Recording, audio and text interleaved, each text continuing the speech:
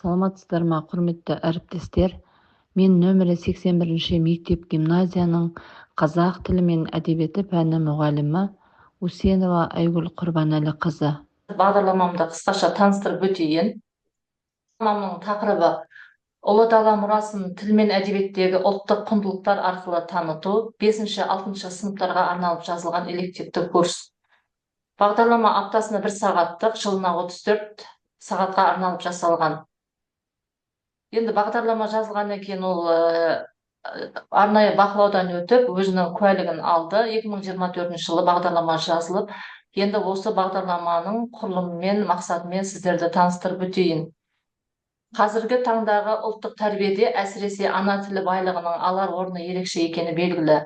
Осыны ескере отырып, қазақ тілі мен әдебиеті пәнін оқыту барысында тек қана теориялық білім беріп қана қоймай, ұлттық үрдісімізден хабар бере отырып, адамгершілік қасиеттерді қалыптастыру мәселесіне жете назар аударуға тырысу керек. Ол үшін Мағжанның жүрек тебірентерлік мөп-мөлдір асыл лирикасы, Мұхтардың көркем прозасы, Шоқанның барша әлемді таңғалдырған жаңалықтары, ұлы Абайдың түпсіз терең философиялық толғаулары сияқты мол рухани қазына әрбір адамның ішкі жан дүниесін байытып, сана сезімін шарықтата көтеретінін оқушы жүрегіне жеткізу керек. Осы бағдарлама қазақ тілі мен қазақ әдебиеті мұғалімдерінің білім мен тәрбие берудегі озық ұстанымдары, ұлттық тәрбие құндылықтарымен байланыстыра отырып, әр оқушының қабілетін, талантын ашу, өзіндік ұлттық тәрбиесі мен санасын қалыптастыруын көздейді. Жалпы бағдарламам 4 мазмұндық бөлімге жүйеленіп бөлінген. Ол бірінші ұлттық құндылықтар және тарих. Мұнда ұлы дала шежірелері, ұлы дала эпостары, ұлы далада өмір сүрген түркі халықтарының тілдік бірлігі туралы тақырыптар қамтылған. Екінші бөлімінде қазақ тілі және оның ерекшеліктері, қазақ тіліндегі мақал-мәтелдердегі ұлттық құндылықтар, қазақ тіліндегі эпикалық жанрлар және олардың ерекшелігі, тіл мен тарихтың байланысы туралы тақырыптар қамтылған. Үшінші бөлімінде қазақ халқының ауыз әдебиеті жыр дастандарының тәрбиелік мәні, қазақтың салт дәстүрлері, тілдік ерекшеліктері арқылы танытуы, халық әндері, ұлттық рух және патриотизмнің қайнар көзі секілді тақырыптар берілген. Төртінші бөлімде тұлғалар және олардың шығармашылығы. Абай Құнанбайұлы қазақ әдебиетінің ұлы тұлғасы, Ыбырай Алтынсариннің, Мағжан Жұмабаевтың поэзиясы, ел мен жерге деген махаббаты, алаш зиялыларының шығармашылығын, ұлттық құндылықтар туралы тақырыптар қамтылған. Енді бағдарламамның мақсатымен таныстырып өтетін болсам, бағдарламаның мақсаты ұлттық құндылықтарды зерттеу арқылы оқушылардың ұлттық санасын дамыту, қазақ тілі мен әдебиеті арқылы оқушылардың ұлттық мәдениетке қызығушылығын арттыру және ұлттық тәрбие құндылықтарын қалыптастыру. Міндеттері: оқушылардың бойында ұлттық құндылықтарға негізделген тәрбие қалыптастыру, қазақ тілі мен әдебиетіндегі ұлттық мазмұнды тереңдете зерттеу, оқушылардың зерттеу және шығармашылық қабілеттерін дамыту, тарихи және әдеби мұраларды талдау арқылы оқушылардың ой өрістерін кеңіту, тұлғалық дамыту және патриоттық тәрбиені күшейту болып табылады. Бағдарламаның өзектілігіне тоқталатын болсақ, ұлттық сана қалыптастыру. Қазіргі жаһандану дәуірінде ұлттық құндылықтарды сақтау және нығайту маңызды. Бағдарлама осы қажеттілікке жауап беріп, оқушылардың ұлттық мәдениетке деген сүйіспеншіліктерін арттырады. Қазақ тілі мен әдебиетінің рөлін арттыру.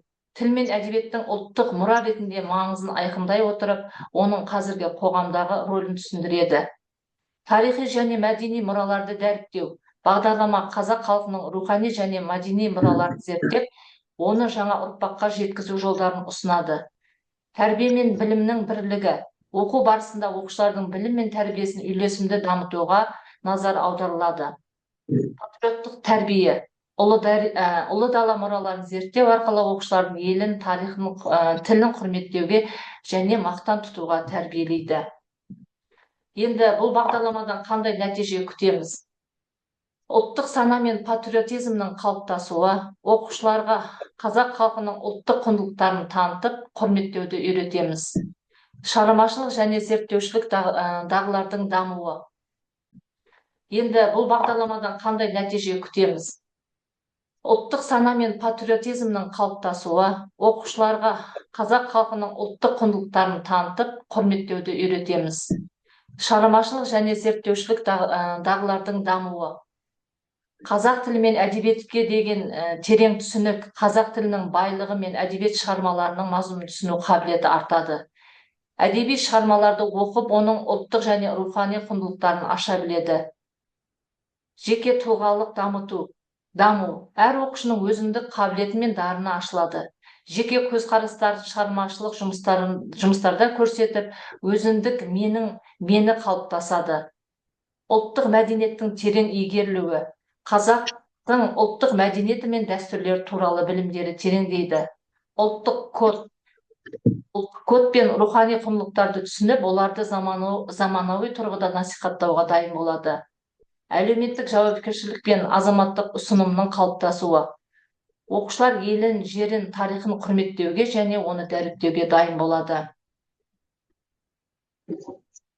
Бағдарламаның ерекшеліктеріне тоқталатын болсақ, кешенді тәсіл қазақ тілі мен әдебиетін тарих, мәдениет, рухани құндылықтармен байланыстыра оқытады. Ұлттық құндылықтарға баса назар аудару. Бағдарлама тек білім беру емес, ұлттық сананы тәрбиелеуді де мақсат етеді. Шығармашылықты дамытуға бағытталған әртүрлі шығармашылық тапсырмалар арқылы оқушылардың қабілеттерін ашуға жағдай жасайды. Тұлғалық бағдарланған тәсіл әр оқушының қабілеті мен қызығушылықтарын ескеріп, олардың дамуына жеке көңіл бөледі. Қорыта келгенде, бұл бағдарламадан оқушылар нені меңгереді, нені алады? Сабақта қойылған мақсаттарға жету үшін келесі әдіс тәсілдер түрлері қолданылады. Зерттеу жұмыстары, тарихи және көркем тарихи әдебиеттерді зерттеу, құжаттық материалдарды, экскурсиялар жүргізу, жиындарда сөйлеу, тарихи шығармашылық, жазбаша жұмыстар, диктанттар, тестілеу, рефераттарды қорғау, презентация құрастыру деген сияқты жұмыстарды оқушылар атқарады. Курс барысында негізгі әдістер ретінде жеке ізденушілік әдістер ұсынылады. Интернет ресурстары, жаңа ақпараттық технологиялар мен сыни ойлау интерактивті әдістер қолданылады. Қазақ тілі мен әдебиеті сабағында ұлттық құндылықтарды таныту үшін біз ең бірінші ол оқушыларды әдебиетті, көркем шығармаларға оқуға қызықтыруымыз керек, тартуымыз керек. Сол мақсатта өзімнің әдіс тәсілімде мына жерде ақын Мұқағали Мақатаевтың туған күніне орай мектебімізде қазақ тілі әдебиеті мұғалімдерімен ұйымдастырумен мынандай кездесу өтті. Мына жерде қойылымдар. Және қазіргі таңдағы менің атым Қожа Бердібек Соқпақбаевтың 100 жылдығына байланысты осы шығарманы оқуға қызықтыру мақсатында мектепте қазіргі жаңадан қойылып жатқан Қожа жаңа саяхат деген киноның кейіпкерлерімен кездесу өтті. Мынау бағдарламам жаңағы 4 бөлімнен тұрады дедім.